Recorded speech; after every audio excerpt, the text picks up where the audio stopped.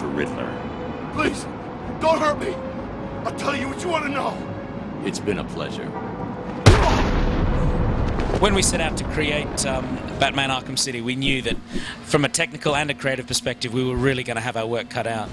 Our objective was never to really make a big game for the heck of making a big game. Our objective was to make the most detailed open-world game that gamers have ever seen. So, as Batman gliding through the streets, you can see the entire game world all laid out in front of you, and it's open right from the beginning. But for us, the real beauty of the game comes when you drop down into the streets and you see the amazing detail that's there at street level. That's when we know that I think we've created something really special. So when it comes to really balancing the challenge for players when they're playing as Batman, the good news from our perspective is that Batman is a mortal guy. So balancing the challenge really comes down to what we give his enemies. If Batman's in the street surrounded by 15 guys who are carrying sledgehammers and baseball bats, you know that Batman's going to be able to take those dudes down with his melee assault.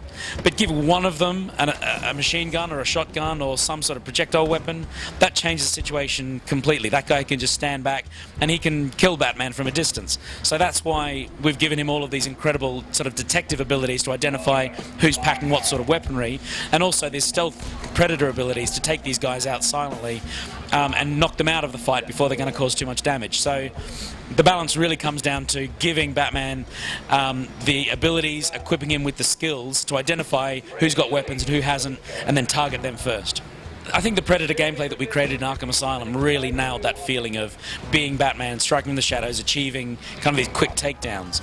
We've approached that slightly differently in all combat scenarios for Arkham City, so that you can take on those situations either with sort of just full brute force, or you can adopt a stealth approach. So the lines between combat areas and stealth predator areas is sort of blurred in Arkham City.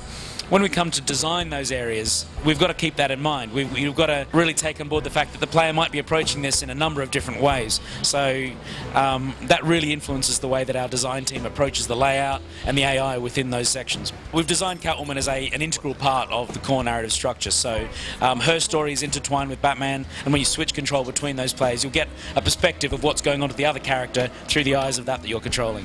Playing as Catwoman in terms of navigation feels really, really different to Batman, because obviously she doesn't have a cape. We've put a load of work into Batman's gliding abilities to navigate the world. She's got a much more kind of internet connection with the game world. Batman would fly over a building, she would climb up the side of it and sort of crawl along those rooftops. But also in combat, Batman is this tank. When he hits hard, whereas she's much more athletic, much more feline. She moves quickly between enemies, and she sort of takes them down with kind of like this kind of sexy attitude as well. So that's not something you get when you play as Batman.